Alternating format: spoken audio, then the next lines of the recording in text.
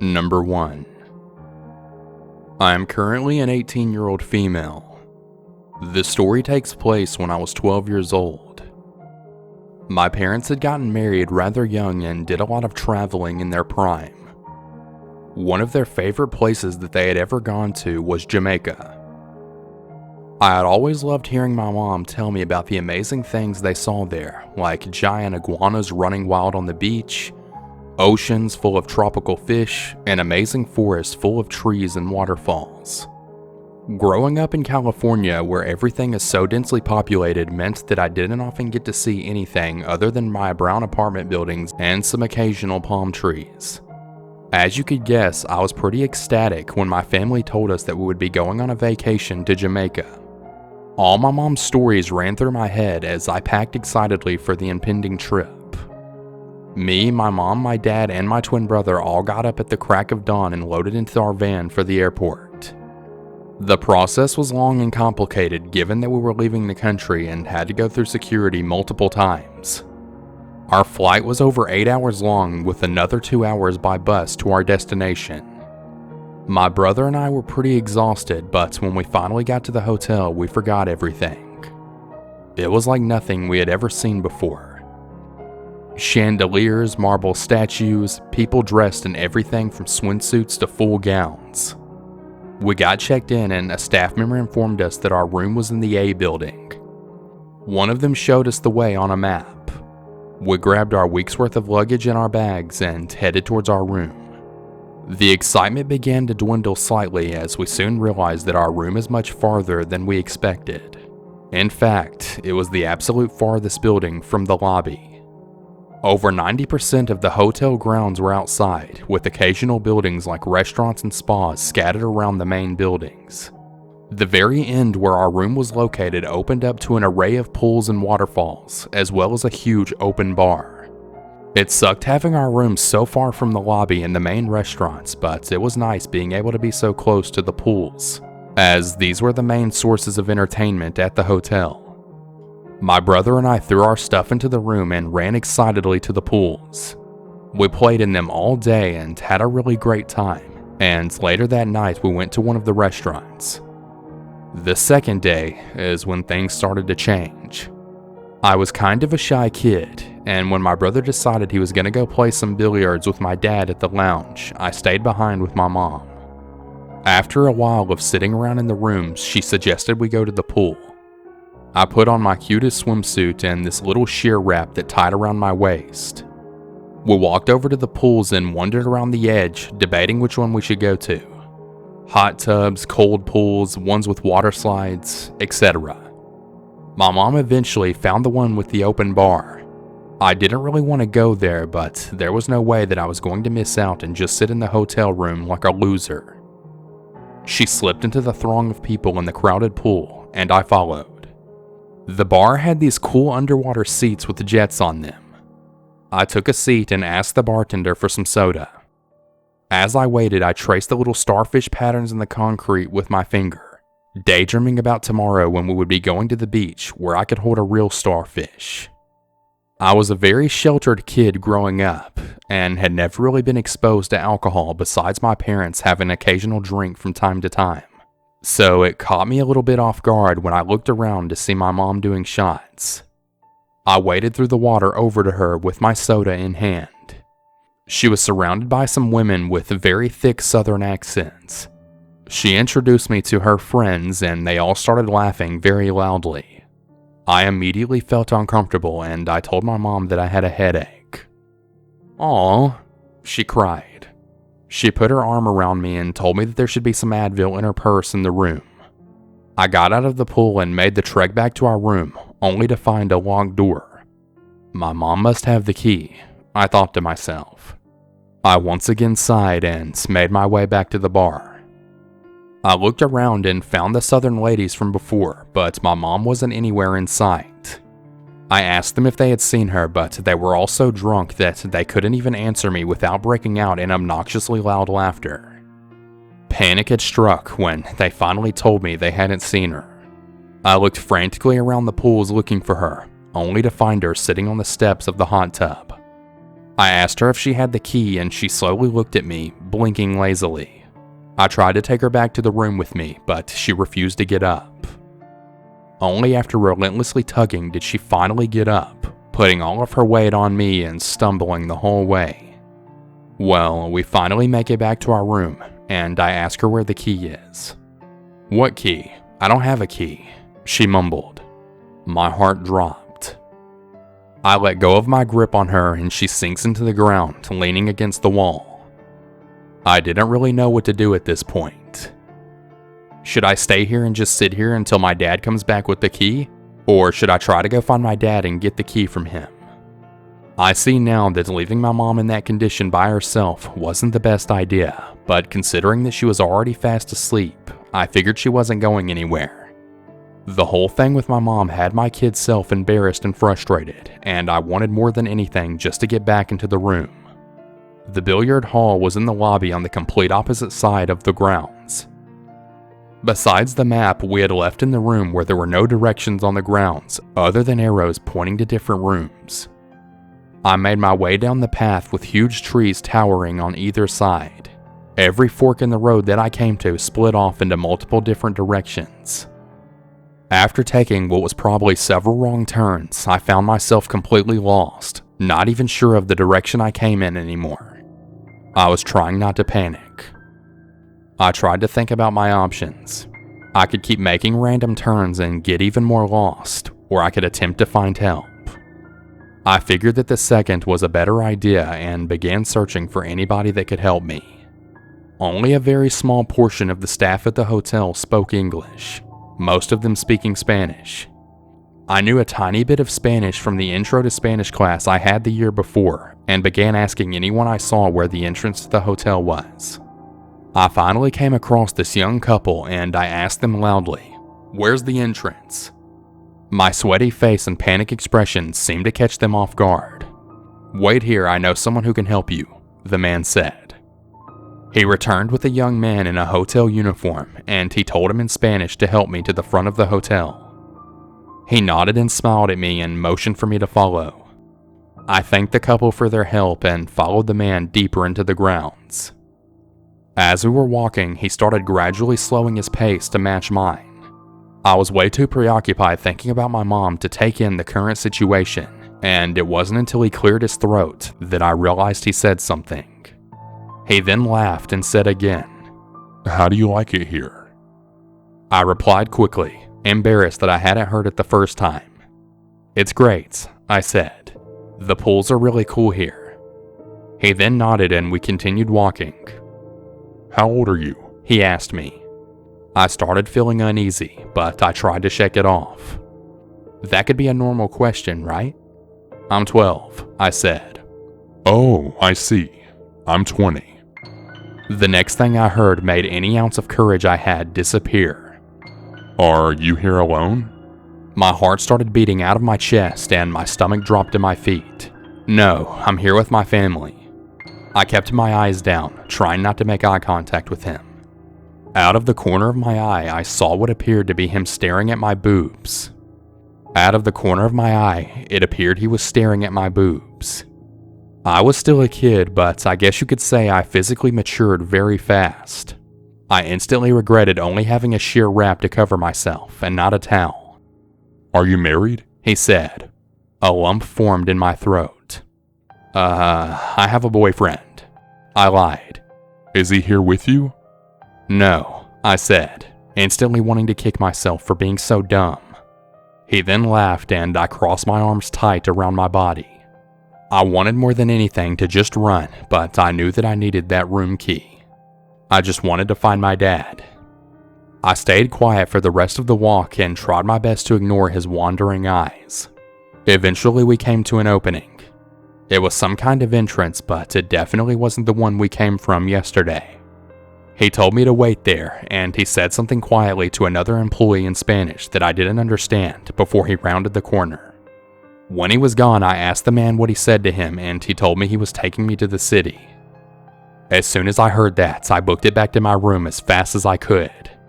At the time, I thought I could hear him running after me as the tears streamed down my face. I cursed myself for wearing flip-flops as one of them flew off. I kept running. I wound through the path trying to make my route complicated in case he was trying to follow me. After what felt like hours of running, I finally found myself at the pools only to find my dad and brother sitting at one of the loungers. Just as he started saying, "We've been looking for you," I started screaming and telling him how afraid I was and that he left me to take care of my drunk mom with no key all by myself. Looking back on it, I definitely regret some of the things that I said that day, but at that moment, it was the most afraid I'd ever been in my whole life. I don't know what that hotel employee's intentions were, but it really scared me. I never saw him ever again.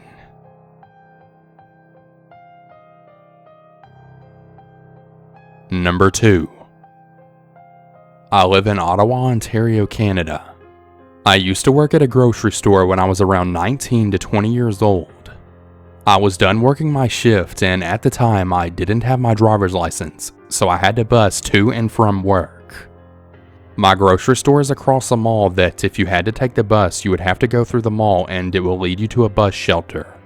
I have an app that shows what time the buses are supposed to arrive and depart, and unfortunately my bus was about to arrive in a few minutes. As I was sprinting through the mall tunnel, I saw my bus pass by. Being annoyed by this, I had to wait for the next one. I was all alone in the bus shelter until a middle-aged man came inside. I was listening to some music on my iPhone and was texting my crush back. I will advise you that I'm a pretty nice person, even to mean people. I looked up and saw movement from this man's mouth. I took off my headphones and apologized and asked him what he needed help with. He asked me if I knew what time the bus comes, and I told him that my app said it will arrive in about 10 minutes. As I was about to put my headphones back on, he tried to make small talk with me, like the usual, how cold the weather was, wish he lived in another country, and so on. He then asked me if I had a boyfriend, and I lied and said yes. He later compliments me and asked for my phone number. I said thank you, but my boyfriend would be upset with that. He stops talking and then walks away for a bit. I was telling my crush about this guy trying to get my number and complimenting me, and we both just kind of laughed about it. He comes back and asks, "Hey, can I ask you a question?" I said, sure. He asks, "Do you ever watch porn?" No. And I don't feel comfortable talking to him. He apologized and asked me if I ever tried to masturbate. I immediately felt uncomfortable. I texted my crush and asked him if he could pick me up because he was the closest person who lived by the mall. The creepy man then said, "I have something to show you." I was completely frozen. I saw him unzipping his pants and I looked away, but from my peripheral vision he took out his manhood and asked me to touch it. I saw the bus that I normally don't take and jumped on. The bus took me to a different mall and I once again had to wait for another one, and there he was again. I was freaking out because this guy was following me. He then came back and apologized for pulling out his manhood. I immediately went to the police station and told them all about my incident. A few days later, the police saw the surveillance camera and caught the man. Turns out he told the police that this wasn't the first time that this man has tried this before. He thought by showing me his privates, he would win me over. Because of that day, I finally decided to get my driver's license. I hope I never see another random man's private ever again.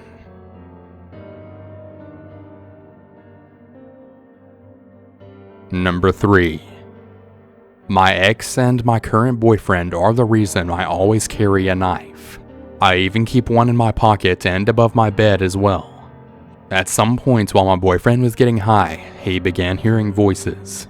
This caused him to come after me and abuse me very often. He once trapped me next to the bed, and when he pulled me, I slid down the wall and looked over, seeing my knife between the mattress and box spring. Needless to say, I grabbed the knife after seeing his fist pulled back ready to swing. The look in his eyes was that of deadly intent. When I grabbed the knife, he then told me, "If you're gonna pull a knife on me, you better use it." So I stabbed his shirt under his armpit, trying to get him to stop, but not actually cut or hurt him. He'd already swung on me a few times and broke my computer, printer, and some of my other stuff, but he stopped on me long enough to do that. At the time of him doing that, I had a second computer, which was a laptop, in my hand, which he then kicked the screen in my arm, leaving a massive bruise on me the size of his shoe. I was absolutely fuming and tired of him breaking all of my things. I thought he was going to kill me. I gave him the ultimate death glare and prepared to attack. The knife that I grabbed was pretty dull, but it has a great point and a gutting hook for hunting. As I was sliding down the wall, I then glanced and saw it, grabbing it as I saw what his eyes held in store for me. The look of his eyes was pure evil. Like I said before, he was really stupid. He then grabbed the blade of the knife, trying to take it from me. Well, remember how I already said it was pretty dull? Well, my boyfriend actually thought he could take the knife from me by grabbing it by the blade. I knew I had to prevent that or he'd kill me with it. I obviously had it by the handle, so I jerked it out of his hand, cutting between his fingers. He ended up only getting a minor cut. He told me that I'm lucky that's all I managed to do. The cut took 12 stitches to patch up. He lied to the people at the hospital about how it happened and with the doctor right outside the room. The whole thing backfired, and he was trying to blame the entire thing on me. I flat out told the doctor that I knew that look. I knew he was going to try and hurt me, or even worse if he had gotten a hold of the knife. I've seen that same dark look before. It's always the same. I need to take my own advice and leave him. I honestly don't know why I'm still with this terrible manipulative person. I always stay hoping it's different this time, but it never is. The sad thing is, as long as he's not on drugs, everything's great. I don't really believe in love. It's a chemical reaction in the brain that doesn't last, but he's the only man I've ever truly loved. After 9 years of being together, I think I'm finally over it. He tells me how much he's changed and worked on himself, yet for over a year I've called him out on everything, which he always denies. I've taken copies of his phone calls and video calls where he's been lying for 2 years, knowing he can't come home when he does these things. I don't want him here, but he's determined to stay with me. I'm going to get another printout today and deal with it. I know that if I refuse to talk to him, get an order of protection, or try to stop him from coming to my home, not only will he stalk me, but worse, and I'm truly afraid. A piece of paper didn't protect me from my ex-husband, who put my own gun to my head and pulled the trigger, all while my then 7-year-old son was in the next room asleep. So what can a piece of paper really do to help me? I don't know anymore, but like I said before, I'm absolutely terrified of what will happen next.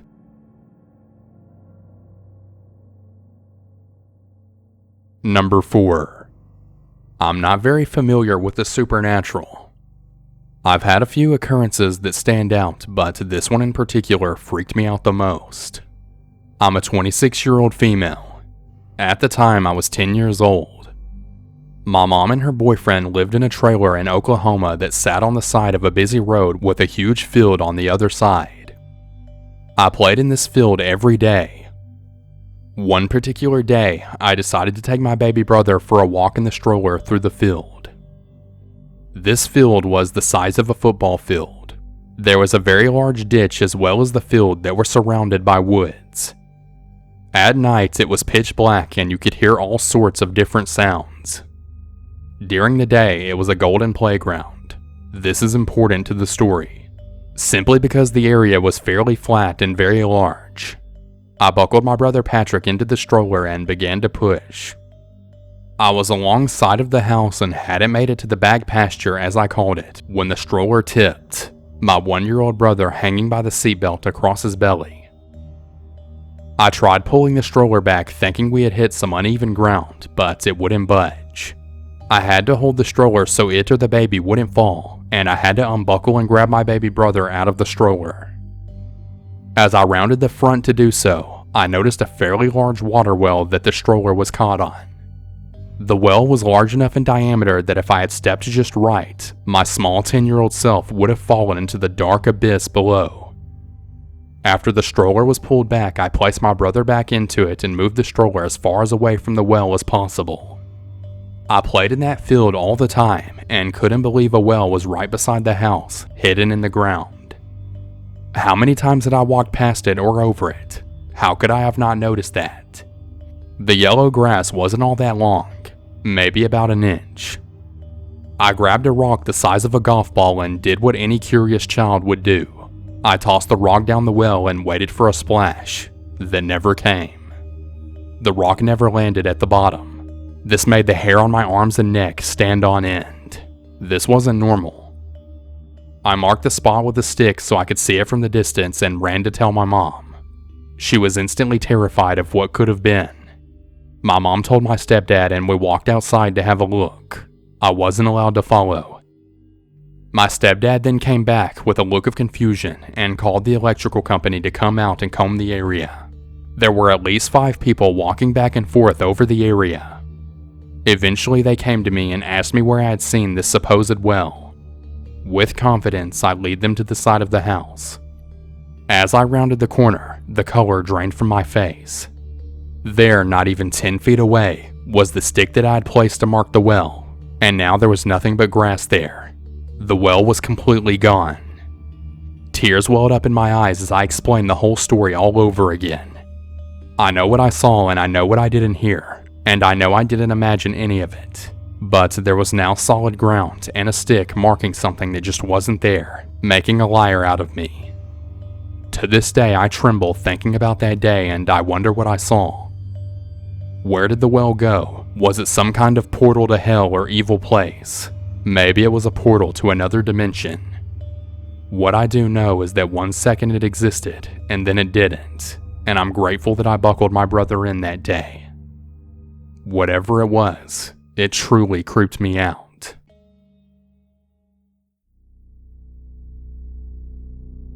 Number 5. My name is Jay and this is the story of my time working at Safeway, a grocery store.